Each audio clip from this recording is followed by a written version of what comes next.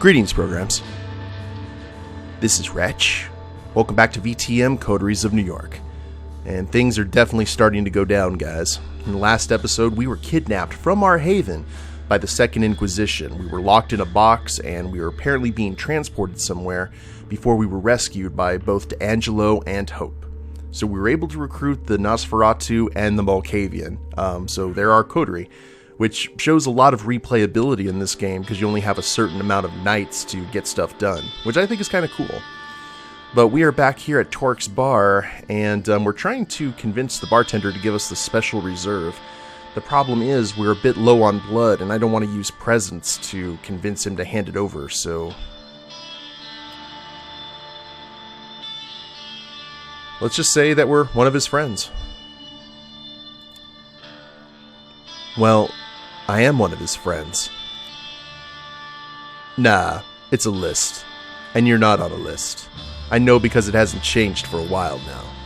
Sorry. Everything else at the bar is up for grabs, though. You sure you don't want something? You shake your head. Torque comes in some 10 minutes later, without Mia. He tips his hat to you, puts a hand on the bleary-eyed patron's shoulder, and says something to him under his breath. And they both laugh. Marty, how's the night going? Quiet, sir. Just how you like it, huh? Well, Xavier, I believe you wanted me here for a reason. Let's hear it. You're about to tell him what brought you here when the doors to the bar open up and Sophie walks in, all splendor and charisma. The patron's eyes are now glued to her, and so are the bartender's. Torque isn't happy with the sight. Well, this isn't what we agreed on, Xavier. You care to explain?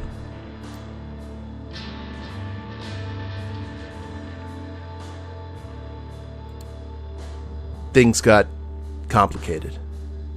We had to improvise. Pleasure to make your acquaintance. I believe Xavier already told you why I'm here? Not in any detail, and the circumstances of our meeting were supposed to be different. So, Miss Langley, tell me why I shouldn't ask you to leave and kick your protege while I'm at it. Or kick out your protege. You will like what I have to say.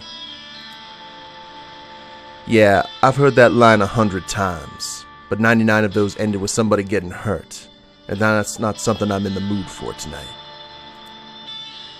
We are wasting time.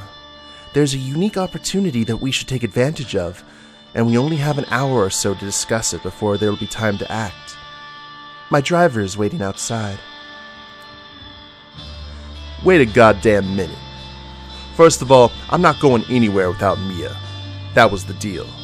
Second, it's Xavier who's supposed to do the driving, not your servant. Both serve me, so it's really a little difference. The circumstances changed and we had to adapt. Don't be stubborn. Foolishness does not suit you. I have a secure spot in mind where we can talk. I'll stop you right there. Torque is seething, but he keeps a lid on his anger. His voice barely changes. My conditions were clear. The way I hear it, you want to break each one of them. I see no reason at all to agree to any of this. I believe I'll be staying put tonight. You have places to be, yes? Torque, you're throwing away the only chance you have at challenging Callahan. Don't be a fool. The lid comes off. You call me a fool one more time, woman, and that's not the only thing I'm gonna be throwing.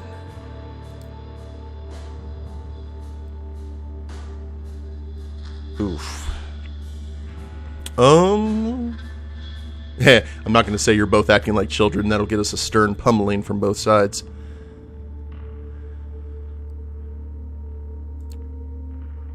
Torque, listen to Sophie. You can't afford to miss this opportunity. Callahan has to be stopped. I did not ask for your opinion, fledgling. If death stares could actually kill, you'd be decapitated by his. Sophie smiles. Isn't that just typical? You're all for democracy and the rule of the many, but only as long as they vote your way. Dissenting voices are silenced. You're no better than Callahan. Fuck this. Torque takes a bottle off the counter and breaks it over the bar. With a jagged piece of glass in his hand, he points at Sophie. You two have precisely until the count of 5 to get out of here before I cut you up in little pieces. 1. You wouldn't dare. Try me. 2. Shots break the front windows, and a flashbang goes off in the room, changing the bar into a space of white light and ringing noise. You feel somebody tugging at your back, and you're thrown behind the bar. More shots ring out, bottles break, the TV shatters into pieces, and the wooden bar splinters. Your sight comes back, but you think you've gone deaf, because suddenly the room is silent. You see Torque beside you, and Marty, the bartender, bleeding out on the floor. You look over the bar. Sophie is standing there, her dress partially tattered, a visible hole in her leg. She is like the heart of a supernova, entrancing, unavoidable, beautiful, and terrifying. In front of her are 8 operatives, looking like a private military force just standing there, paralyzed by Sophie's magnificence. Torque, you still there? Yeah? Would you kindly show your guests some hospitality? Sure thing. The Anarch is gone in the blink of an eye, and he reappears next to one of the soldiers. The armor-clad operative's head disappears in a puff of blood and bone. The same thing happens to the second, the third.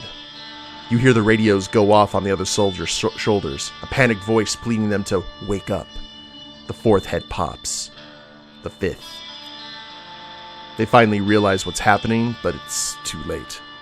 The 6th man is beheaded by what you now see as just Torque's bare-fisted punch. Torque stops by the 7th man, rips something off his neck, and bites down. Sophie walks over to the last man and has him kneel in front of her before biting as well. On your right, a man in full body armor emerges from the back door, raising his assault rifle.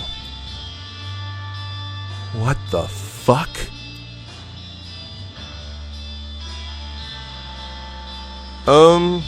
Yeah, I guess now we have to use blood. With a rush of speed, you take hold of the soldier's gun. He's too surprised to hold on to it.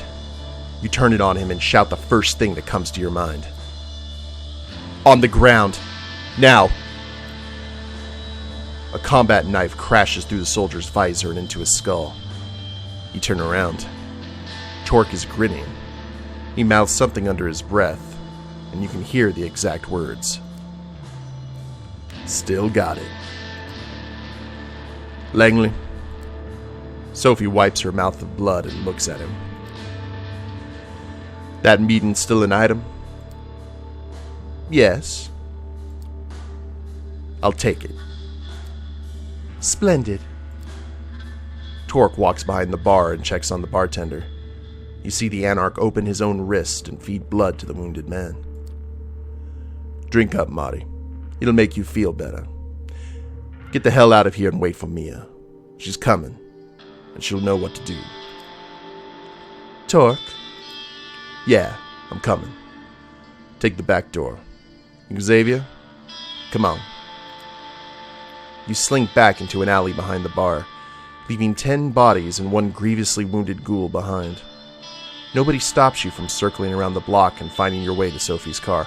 Why couldn't we feed on the guy who got the knife through his head? Gregory drives away casually, as if this was just another late-night drive, and not the crowning of a desperate, complicated evening. The sense of irony is just overwhelming. The place where Sophie brought Torque turns out to be the very same apartment in which you were embraced. The way she explains it, the vampire who owned it left the city a few years ago and gave away spare keys to a few trusted compatriots. It's been used sporadically since. Fancy.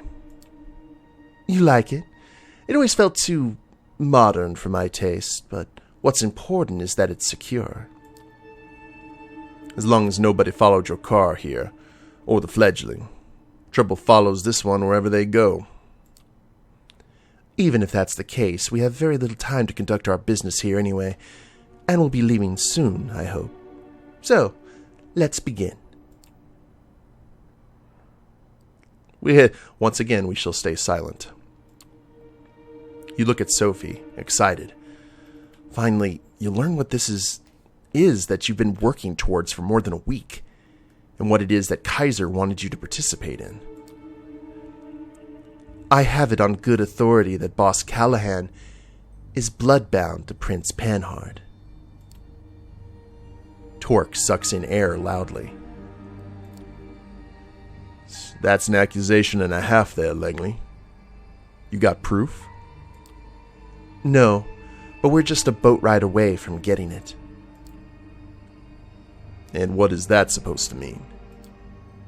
Xavier, the address that I procured from Kaiser was the meeting spot for Panhard's and the Baron's regular sharing of blood, and other bodily fluids, if the rumors are true. Wait, Kaiser knew about this? Is there anything that insufferable clump of dead skin doesn't know in this city? He knows things, but only shares them if you'll pay. Neither the prince nor Callahan can touch him. He's too useful.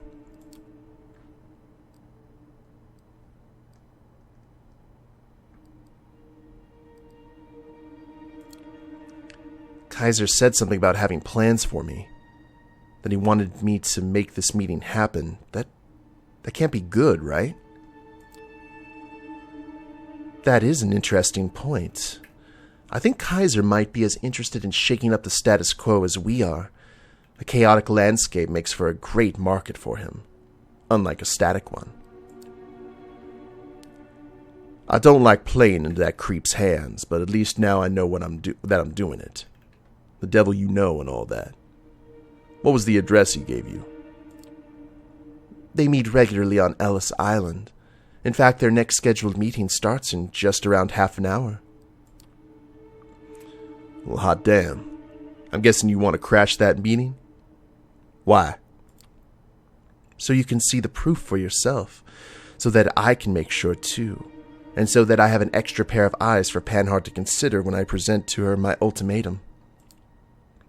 The prince must abandon her seat and leave New York City.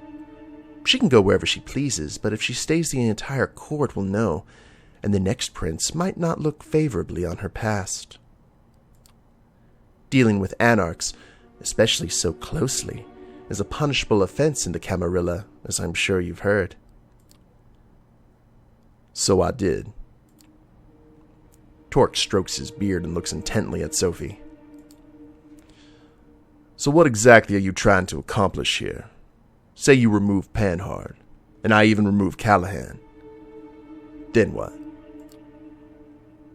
Torque, did you ever wonder why Callahan is keeping you in check? Because I wondered why the prince condemns anarchs during her visits to Elysium, but doesn't allow the Ivory Tower to challenge you. She, or they, have engineered this status quo not for the good of their sects, but for private gain. They keep us all in line because it gets them to hold on to power that much longer. And your goal is what? Make this Cold War turn hot? That's not a great plan. You cammies will get your butts kicked out of NYC in no time. If you anarchs manage to organize, which I doubt you will. At any rate, it's a risk I'm willing to take. And I don't stand alone in this. This entire operation has been years in the making. Torque, I'm offering you a chance to square things with Callahan and level the playing field. If we get rid of these two, we can start on equal footing at the next stage of this dance macabre.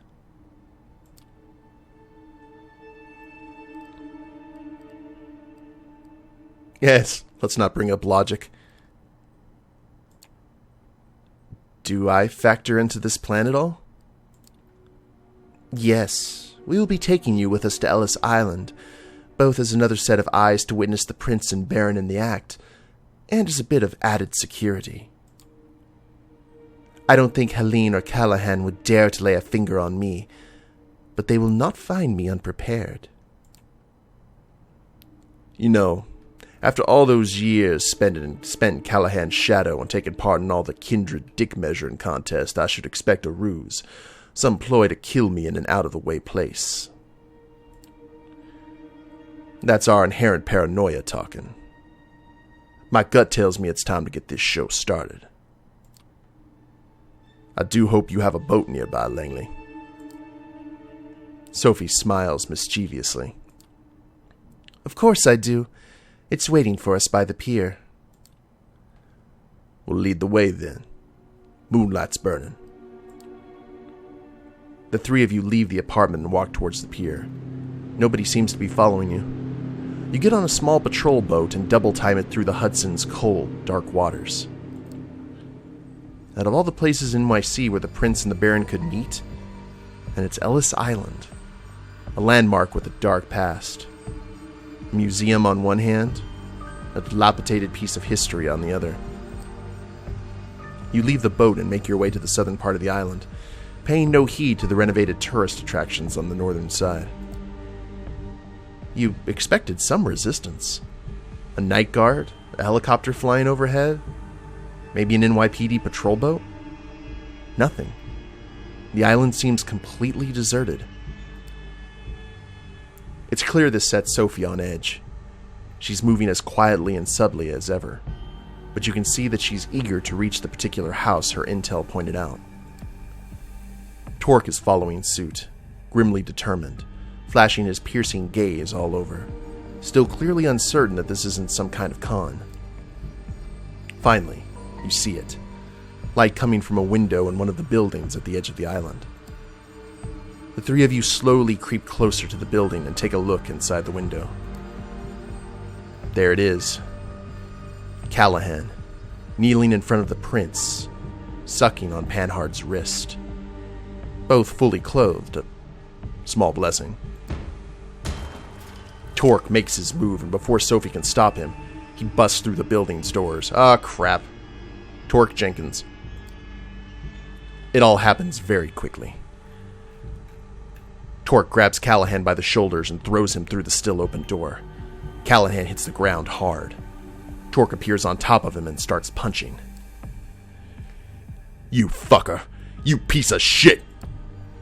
Stop! The prince's voice takes hold for just long enough to make Torque relent, which the baron uses to the fullest. He shoves Torque off himself and tries to bite down.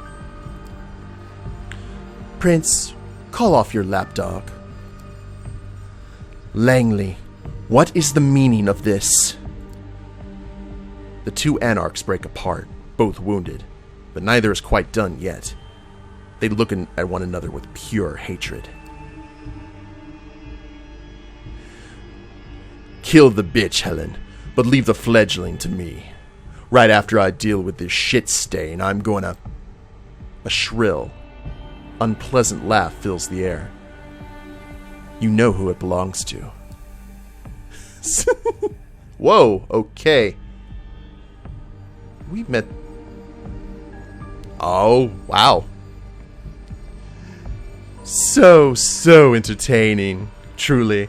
It feels almost a shame to break up this spectacle, but alas.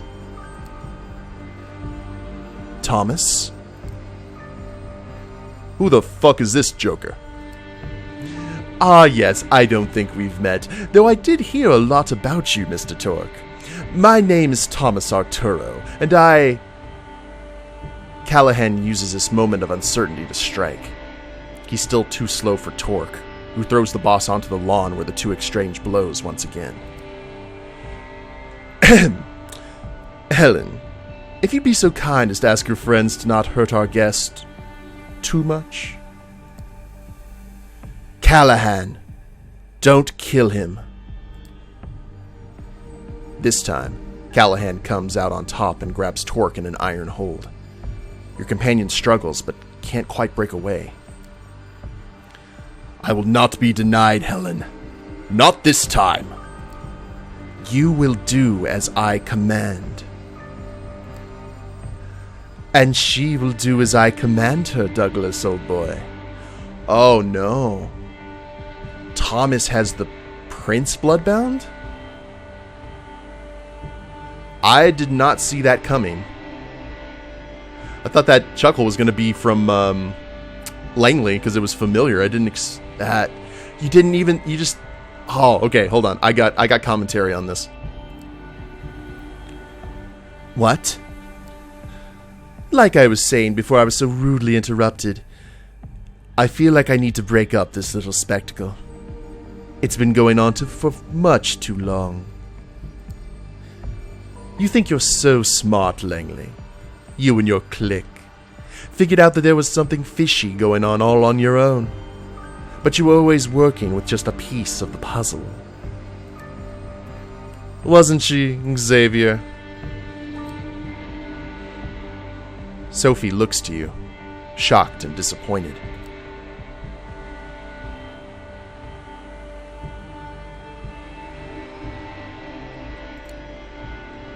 What are you...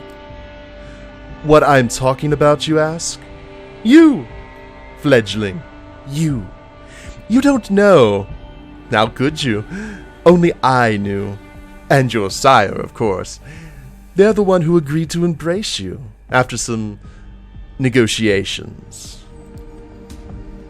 You hear a scream and a curse. It's Callahan, whose arm has been nearly ripped off his body. Torque breaks out of the Baron's grasp, but doesn't continue the attack. Instead, he's at the edge of the water in a blink of an eye, and disappears into the Hudson. The only trace left of him is his fedora. Leave him. Why can't you just trust the actors to play their roles? No matter. A problem for another night. He'll reach his allies. He'll tell everyone of this. Let him. And why not? Nobody will believe him. Besides, his nights are numbered now that he's in the SI's sights. Sophie looks at you.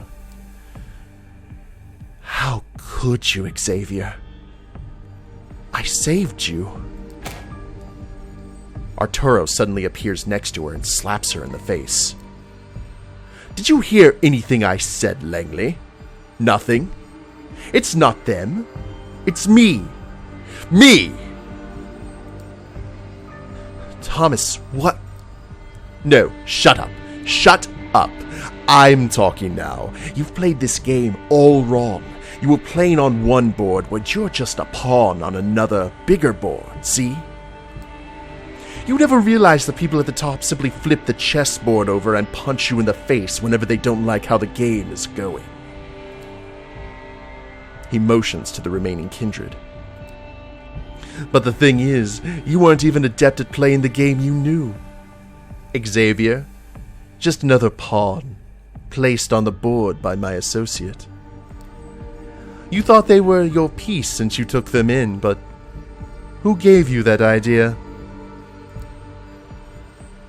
You returned to the night where you were judged by Prince Panhard, the woman in red, Sophie, someone speaking to her, a man in glasses, the man standing before you now.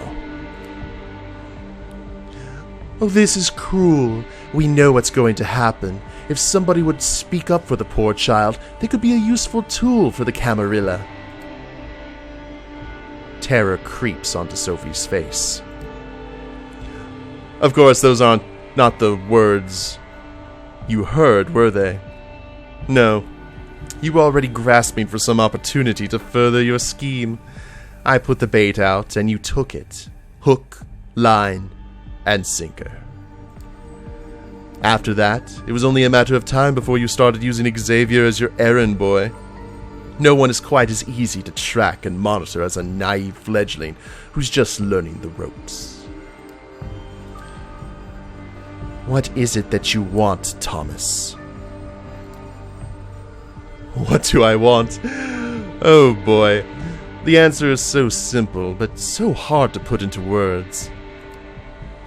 Unstable stability. Cutting-edge tales of thrills and intrigue that push it to the limit, and then return you to the tried and tested status quo. Gently. Infallibly. A system full of distractingly moving parts which simulate conflict so convincingly, that its users never feel a need to direct their energy toward upsetting the system. Achieving the eternal through the disposable. Building a city that's like a ship of Theseus, constantly changing its parts yet always maintaining the same purpose, serving the same goal at all times. A large-scale infrastructure that has something like an exhaust system for the spirit. Something that disperses the toxicity around instead of concentrating it in a single place. None of what you're saying makes the slightest bit of sense.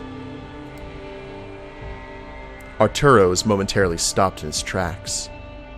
He stares into the sky for a few seconds before a sad grin appears on his face. Spoken like someone who's never really had what it takes to make it in the big leagues.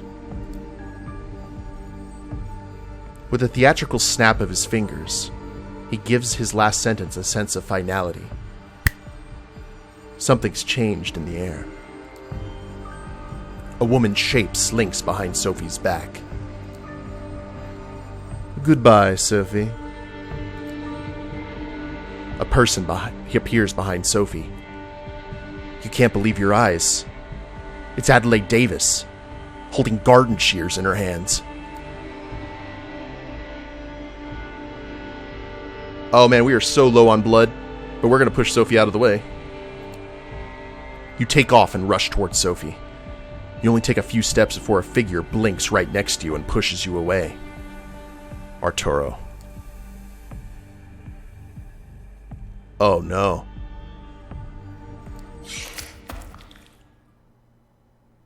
You hear the shears snip.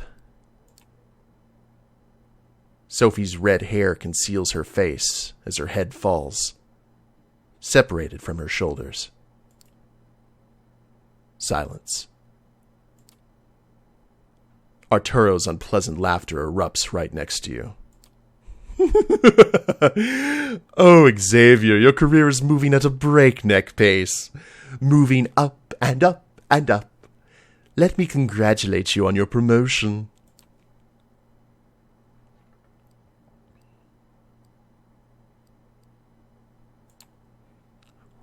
What do you want from me? I was about to get to that. Helen, feel free to leave us and take the Baron with you. Thomas, I don't think you should... Shush. You're just being jealous. Adelaide, escort the prince and dear old Douglas, please. Sure thing, darling. Ooh. So I bet you that he's a Malkavian and this might be his child. That would explain some things. You're left alone next to Sophie's body. You try not to look, but it's hard to ignore her lithe frame decomposing in front of your eyes. Her red dress is like a cloth thrown over a mummified corpse. Congratulations. You've won this little game. You've set out on a suicide mission and successfully brought down the power-hungry want-to-be tyrant, even if it probably wasn't the way you imagined it. Now you're free to enjoy paradise again. Life after death, immortality, eternal youth. What they don't tell you is, of course, living in paradise is inherently sinful when not everyone can partake. But you have time to learn how to live with sin, don't you? He takes a melancholy look at the city's skyline surrounding him. The Statue of Liberty and the lights of Manhattan shimmering in the distance. You know, New York taught me to believe in fate. My own life began right here, and it began with utter despair. My first instinct was to drown myself in books and keep reading and reading until literature gave me the piece of wisdom I needed to go on. Personally, I find reading a silly hobby in retrospect. I always had this minuscule hope that the next sentence I'd read could finally bring me salvation, but it never did. It only gave me fuel for this elevated, righteous, intellectual suffering. But the more I read, the more I read, the easier it was for me to boil every paragraph down to a power relationship, the characters' influence over each other, the writer trying to impress the reader, etc. The strings everyone pulls starts to look like strands that weave into the fabric of fate, and once I saw its beauty, I got teary-eyed. My architect instincts kicked into overdrive. I didn't have to submit to fate. All I had to do was cooperate with it and wait for my time to shine, give it my input wherever needed until it trusted me to do more. Thomas steps over what's left of Sophie, wiping his glasses with an elegant cloth from his pocket. And it did. Fate let me look after this city.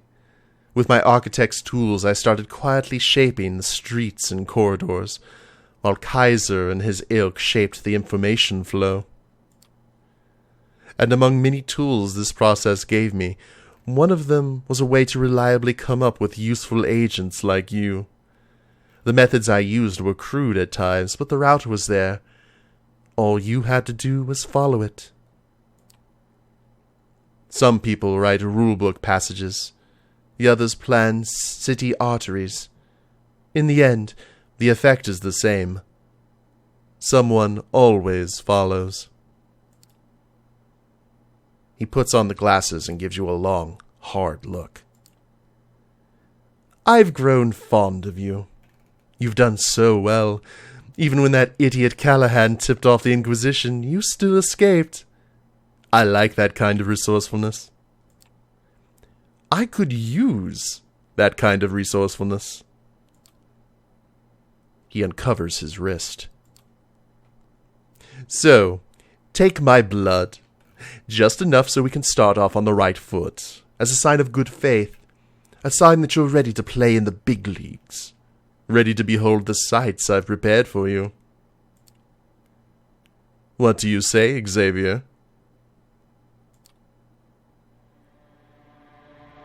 Oh, and that's the end? Holy crap. Oh man, I did not see that coming. Of course, that's perfect because no one would expect Arturo to be the puppet master. Despite being an architect, that persona that he was giving himself off came like it was completely harmless. Just like when you go into Torque's bar and don't expect it to be an anarch hangout for someone like him, it's all about the layers and all about the deception. Feel bad for Sophie though, but she had no idea that, like Arturo said, there were multiple games being played and she was just a pawn on one of them. That was cool though. I did very much like it. And I know there's a lot of unpulled threads, a lot of answers that we didn't get. Well, thank you guys very much for making an awesome game. But I kind of like that because that's real life. You're not going to have all the answers, instantly given to you. There's going to be a lot of stuff that you're not going to know because who knows who else may be pulling strings behind the scenes to...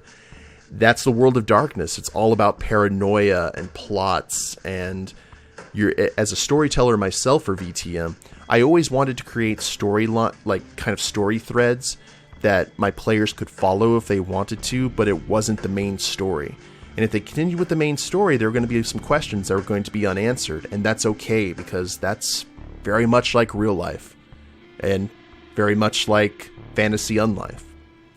But I hope you guys have enjoyed it. There's a lot of replayability here, especially if you didn't get all the coterie members. I'm sure that there's achievements you can get and all kinds of stuff. So, I really enjoyed it. I know that the interactive fiction isn't everyone's cup of tea. But apparently they're working on DLC for this game. That's what I heard. that they're going to add the other clans in and kind of continue on that story. And there's a lot of replayability by choosing the other two clans as well and seeing how they handle things and how people talk to them. It was a fun game, and it's a really good introduction to people who have never witnessed the World of Darkness before, and a good introduction to 5th edition as well.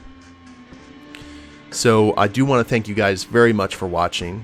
Thank you to the game creators Draw Together for an awesome game with some great, well-written, just good stuff. And we'll pick it up in the next series. Hope you guys have enjoyed it. If you liked the episode, please leave a like down below. Subscribe to the channel, leave a comment, that'd be a big help. And we'll see you in the next series. Later days, everyone.